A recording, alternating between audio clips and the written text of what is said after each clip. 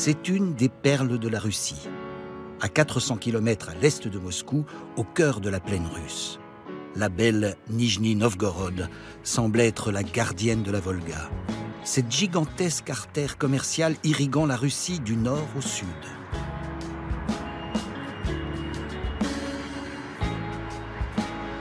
C'est elle qui a fait la force et la richesse de cette cité, dont les rues bordées de grandes maisons héritées du 19e siècle, les façades richement décorées et les coupoles dorées de ses églises témoignent encore de l'opulence passée.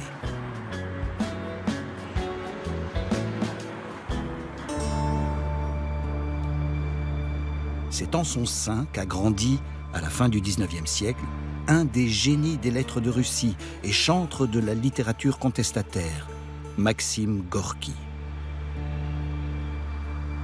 Un gosse des quartiers pauvres, ceux des masses laborieuses de la cité marchande, qui dès 11 ans doit aller gagner sa vie chez les bourgeois. De cette expérience, Maxime Gorki, génial autodidacte, tirera une matière qu'il transformera des années plus tard en chef-d'œuvre de la littérature, à l'image de son œuvre phare, Les bas-fonds. J'ai l'impression qu'ici, sur cette rivière vivante, je connais tout, tous mes proches, et je peux tout comprendre. Cette rivière dont parle Gorki dans ses écrits, et sans laquelle la ville de Nijni Novgorod n'aurait jamais existé, c'est la Volga. Plus grand fleuve de l'ouest du pays, elle traverse son territoire de part en part et relie Moscou à la mer Caspienne, assurant ainsi l'ouverture de la Russie vers l'Orient. Un fleuve nourricier auquel la ville rend un hommage démesuré grâce à l'escalier Tchkalov, une œuvre monumentale dont les courbes semblent se déverser dans la Volga. L'escalier nous permet de descendre vers la Volga. Pour certains, c'est ce qu'il y a de plus agréable, le chemin pour aller respirer l'air frais du fleuve. Les jeunes aiment descendre et monter, les plus vieux préfèrent sûrement flâner en haut ou en bas.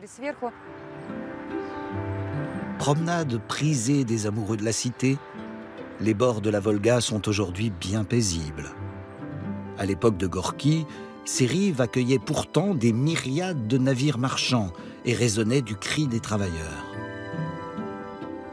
Son grand-père avait été un haleur. Il tirait vers l'amont du fleuve les bateaux en marchant sur la berge. Beaucoup sont morts au bord de la Volga et ont été enterrés près du fleuve. C'était un métier infernal, mais son grand-père a survécu. C'est dans le caractère de cette famille. Il l'a d'ailleurs transmis à Maxime Gorki. Ces héros, les vagabonds, étaient attirés par la Volga et suivaient son cours. Mais ils allaient à contre-courant de leur vie et préféraient la liberté. Dans son œuvre, l'écrivain n'a de cesse d'avoir recours à des personnages de vagabonds philosophes. C'est notamment le cas dans son roman le plus célèbre, Les bas-fonds, directement inspiré du véritable refuge de nuit de la rue Bougrov. Ces bas quartiers, Maxime Gorki en connaît intimement la géographie. Lui qui les a parcourus enfant quand il vivait avec sa famille, dans le quartier s'étendant autour de la rue Ilinskaya, une artère qui a conservé de nombreuses maisons de bois typiques de cette Russie tsariste pauvre du 19e siècle, dans laquelle Gorki a grandi.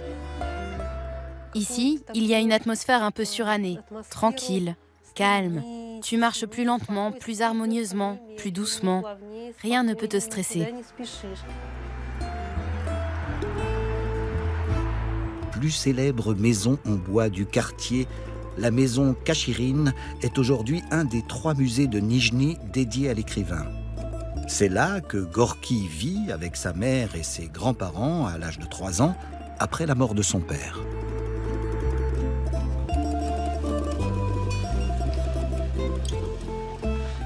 Ces années d'enfance sont restées gravées dans sa mémoire.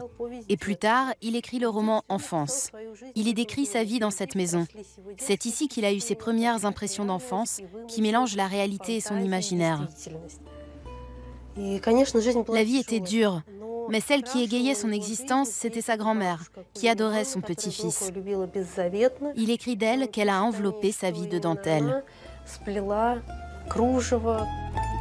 Rare réconfort du jeune Maxime, contraint de dormir à même le couvercle d'une malle, la religion orthodoxe, à laquelle sa grand-mère, Akoulina Ivanovna, l'initie très tôt. Le coin rouge, Krasny Ougol, cela vient du mot krasivi, beau en russe. C'est l'endroit le plus important de la maison. C'est là où se trouvait le kiot, une étagère avec des icônes. Dans le coin rouge, on disposait les plus belles icônes de la maison. On priait devant matin et soir.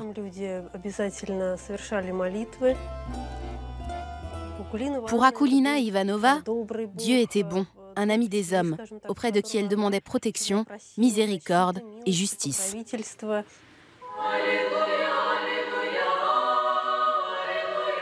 Cette dévotion, le jeune Maxime l'exprime tous les dimanches avec sa grand-mère en se rendant aux messes comme celle de l'église Stroganovskaya. Un bijou de l'architecture baroque du XVIIIe siècle, à 2 pas de la maison Cachirine. J'aimais beaucoup l'église. J'aimais regarder de loin l'iconostase. Elle avait l'air de fondre au feu des cierges et de couler en épais ruisseaux d'or sur les dalles grises. L'église est ce que Gorki connaît alors de plus éblouissant. Dans la grisaille de sa vie quotidienne, la beauté des messes orthodoxes semblant éclater de 1000 feux détonne. Il y découvre pour la première fois le beau et l'absolu, 2 notions qui ne quitteront jamais son œuvre.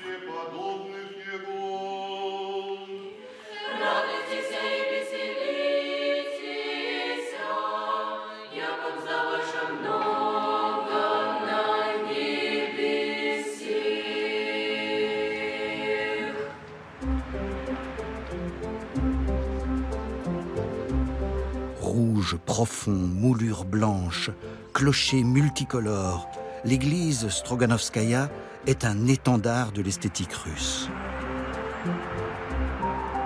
Un style clinquant qui trahit les intentions vaniteuses de son commanditaire, le marchand Stroganov, qui y voyait le meilleur moyen d'affirmer sa richesse.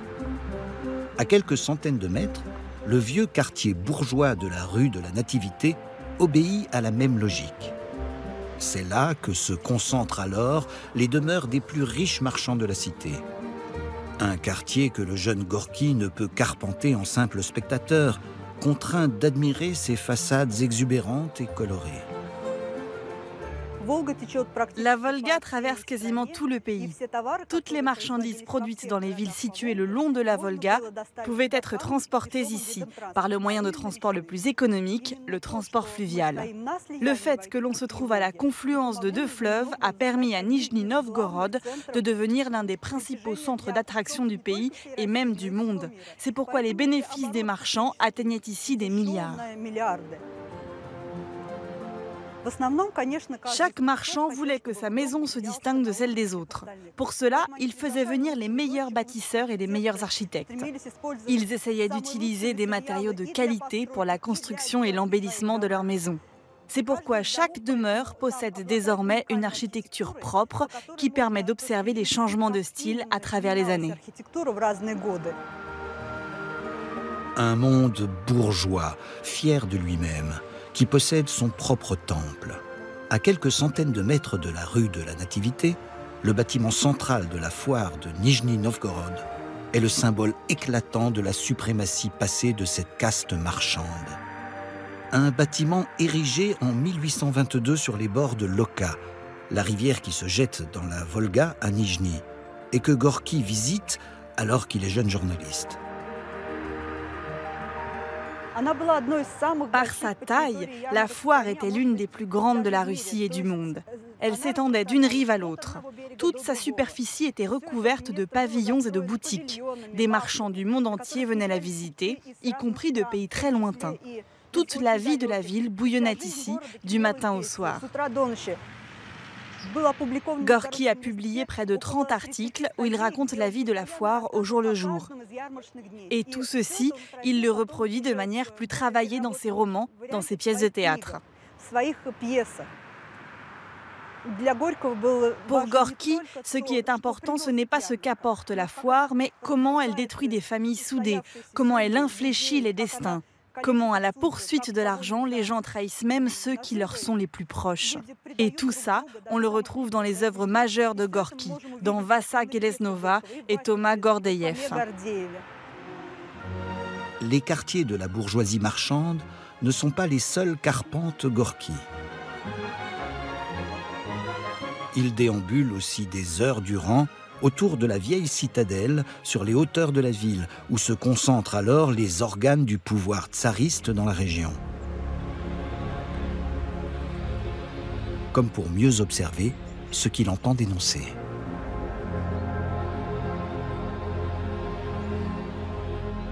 Le Kremlin, cette forteresse en pierre que nous voyons, a été construit au XVIe siècle. Les raisons étaient des plus sérieuses, parce qu'à l'époque, la Russie s'arrêtait ici, et Nijni-Novgorod était la dernière ville sur la Volga. Le relief de notre ville reflète la vie de Gorki et ses thèmes de prédilection.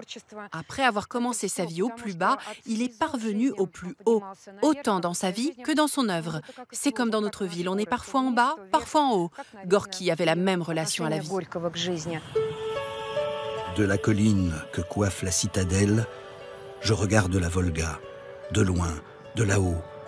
La terre semble immense et promet de satisfaire tous les désirs. Comme Gorki avant eux, les habitants de Nijni sont nombreux à trouver en ces lieux un refuge bienvenu, une parenthèse de verdure dans la cité. Et lorsque le soir, le soleil jette sur la ville une lumière dorée, dont l'intensité semble faire fondre les coupoles des églises, les briques rouges du Kremlin de Nijni s'enflamment alors comme un feu de joie sur la Volga, ce fleuve auquel Gorki semble revenir encore et toujours. Je regardais le soleil se coucher de l'autre côté de la Volga, couler dans les cieux des rivières de feu et, sur terre, le fleuve bien-aimé se couvrir de pourpre et d'indigo. On peut supposer que la Volga a fait de lui un penseur, parce qu'il voyait les différents aspects de sa vie en elle. Il a vu comment les gens y mouraient, il a vu comment ses futurs héros de romans y gagnèrent des millions. Et dans ses heures les plus difficiles, pendant sa jeunesse à Nijni-Novgorod, il venait sur la berge parce qu'il y voyait la Volga.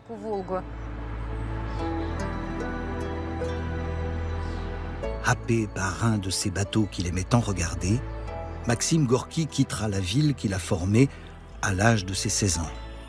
Il entamera alors un long voyage à travers la Russie et connaîtra le succès.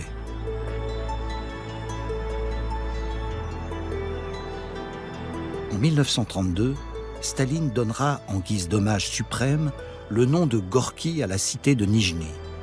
Et si la ville a aujourd'hui retrouvé son appellation d'antan, elle garde un sentiment de fierté envers celui qui a su en sublimer la beauté.